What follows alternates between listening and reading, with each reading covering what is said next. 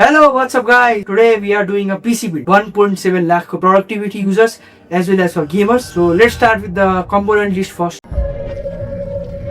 हाम्रो CPU रहेको छ Ryzen 7 5700X. This is a very solid 8 core 16 thread CPU. So यो हाम्रो productivity को लागि पनि राम्रो छ र गेमिङ को लागि पनि राम्रो छ. अब हाम्रो motherboard छ Gigabyte को B550MK. यसमा हाम्रो दुईटा M.2 slot छ, एउटा Gen 3 SSD एउटा Gen 4 SSD को लागि, and it is a decent budget motherboard. And the most loved component of a PC, the graphic card, the NVIDIA RTX 4060 8GB VRAM वाला भर्जन. सो यसको price पनि flash हुँदैछ. अब हाम्रो AM4 CPU छ भने DDR4 RAM को लागि आछु 16GB को single stick 3600 MHz by Corsair brand. अब फ्युचरमा चाहिँ यो 32GB मा अपग्रेड गर्छु. This is a power supply from Thermaltake 650 watt को, अनि यो PC लाई 650 watt is more than enough. This is 80 plus bronze certified. अब Ryzen 7 5700X. So air cooler पनि हाम्रो काम हुन्छ. This is the Huntkey air cooler. अब SSD को बक्स चाहिँ मसँग छैन, तर SSD मल्टिप्लेक्स क्लियर फ्ल्यास गर्दैछु 512GB Gen 4 SSD. This is the cabinet for our PC. Thermaltake cabinet, full RGB cabinet छ.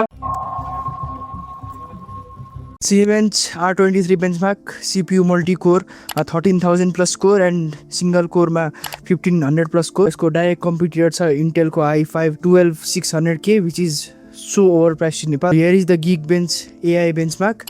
हाम्रो अब डिभाइसमा लोकल AI रन गर्नु छ र एन्ट्री लेभल LLM रन गर्नु छ भने this is a sold setup. This is the blender benchmark. हाम्रो यसमा 3D मोडलिङ र रेन्डरिङ राम्रो हुन्छ. यहाँ छ हाम्रो PC mark 10 benchmark 7500 plus core, यानी हाम्रो प्रोडक्टिभिटी राम्रो हुन्छ, मल्टिटास्किङ गर्न मिल्छ. साथै मैले आफ्नो यही भिडियोको फर्स्ट 1 मिनटको इन्ट्रो पनि यही PC मा एडिट गरेको थिएँ. 1080p को मल्टी लेयर फुटेज थियो र यसले 15 सेकेन्डमा रेन्डर गरेको थियो. So it is very solid for editing as well. So यो हाम्रो VR Mark को benchmark. This is for VR gaming र हाम्रो 10,000 plus core छ भने solid setup छ VR gaming को लागि.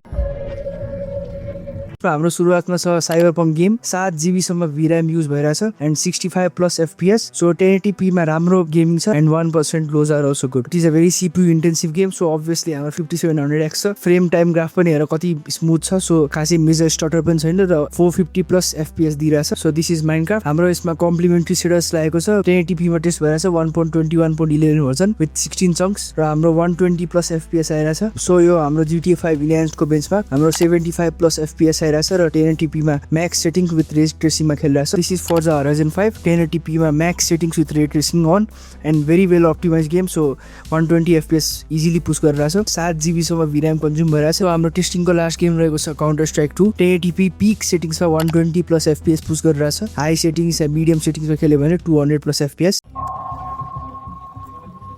1080p को लागि मात्र सोल्ड छ. 1440p को लागि आई डोन्ट रिकमेन्ड दिस. 5 वर्ष पुरानो Forza Horizon 5 मा पनि 7GB सम्म VRAM कन्ज्युम भइरहेको थियो एन्ड 1440p गेमिङ गर्ने छ भने 9060 16GB is recommended. So overall pretty solid PC for creators as well as gamers. Thanks for watching this video.